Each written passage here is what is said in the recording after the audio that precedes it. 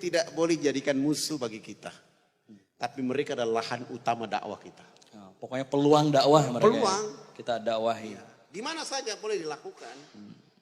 Saya kasih contoh ketika ke China tahun 92. Dakwah di atas pesawat.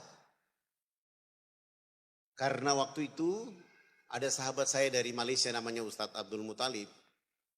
Dia bersama saya mendapat undangan untuk menyampaikan bagaimana dakwah di kampung. Acara ini di Guangzhou, China. Saya dari Irian tidak pakai gamis, tidak pakai kopiah, biasa-biasa saja. Tidak pakai topi juga, jadi rambut keribu saya kelihatan. Sampai di Singapura, saya menunggu Ustadz Abdul Muttalib. Begitu Ustadz Abdul Muttalib tiba, subhanallah, gamis putih, imamah 50 cm, imamah 30 cm, serban di leher 50 cm. Lalu saya salaman dan berpelukan karena sudah lama, hampir 7 tahun tidak ketemu. Lalu dia bilang, Pak Ustadz, karena lama kita tidak berjumpa, kali ini saya traktir. Beliau bawa saya ke restoran, kami makan. Di saat makan saya bilang, Ustadz Abdul Muttalib, kenapa kita tidak pernah berdakwah di atas pesawat? Apa kata Ustadz Abdul Muttalib? Fadlan, ente ini gila. Loh kenapa antum bilang anak gila? Bagaimana mungkin kita berdakwah di atas pesawat, itu orang kafir semua. Saya bilang antum keliru, orang kafir itu dipanggil oleh Allah orang kafir karena dakwah belum sampai ke mereka. Dan kalau kita tidak berdakwah di atas udara ini, udara punya Allah, pesawat nanti jatuh kita bisa mati jahiliyah. Apa kata Ustadz Abdul Muttalib?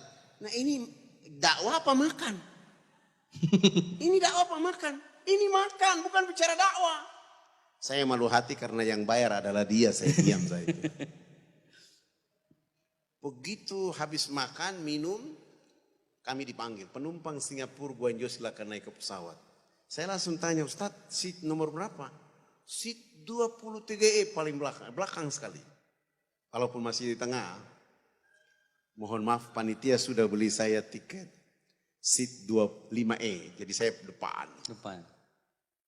Begitu masuk pesawat, subhanallah, yang duduk di seat 5F laki-laki, 5D laki-laki, aman laki-laki semua. Agamanya saya tidak tahu apa. Tapi Ustadz Abdul Muttalib begitu menuju seatnya 23E. Yang duduk seat 23F perempuan China tidak pakai jilbab.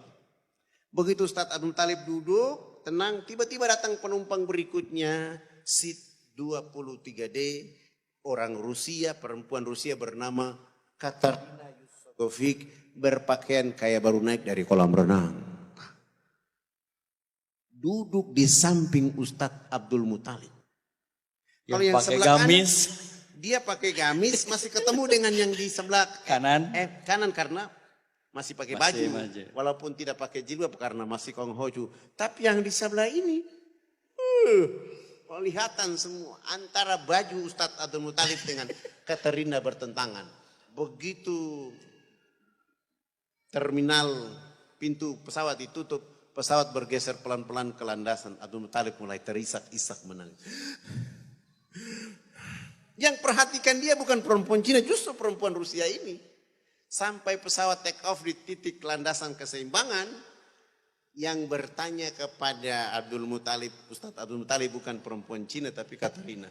Apakah Tuhan sakit? Abdul Muttalib menangis lebih keras lagi.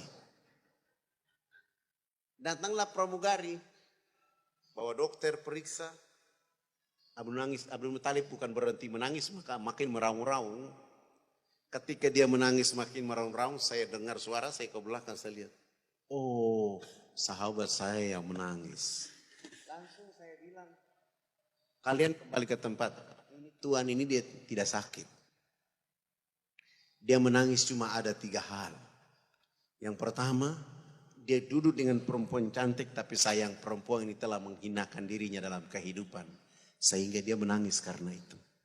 Yang kedua, walaupun dia cantik tapi kelak dia akan menjadi kayu bakar di nerakanya Allah. Itu yang membuat Tuhan ini menangis. Yang ketiga, dia duduk dengan perempuan cantik, dia tidak bisa menyampaikan kalimat kebaikan. Dia takut ditanya oleh Allah, maka dia menangis. Ketika saya menjelaskan itu, Katarina langsung mengatakan kepada Abdul Muthalib, benarkah Tuhan menangis karena 3 hal itu? Abdul Muthalib mengangguk kepala dan mengatakan, yes! Apa respon dari Katarina? Apakah Tuhan siap membimbing saya? Abdul Muthalib lambat menjawab, saya mengatakan, kau terima itu. Kau terima. Lalu Abdul Muthalib mengatakan, ya saya siap membimbing Anda. Subhanallah. Begitu pesawat tiba di Guangzhou, saya ambil handphone SMS ke teman-teman, tolong cari baju muslimah, ada 1 orang insya Allah syahadat. Masya Allah. Kami bawa dia turun dari pesawat, ditutup auratnya, langsung dibawa ke lokasi. Acara pertama adalah Katarina mengucapkan 2 kalimat syahadat dan namanya diganti dengan Khadijah.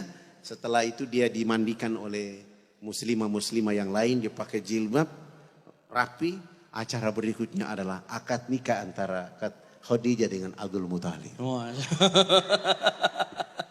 Allah.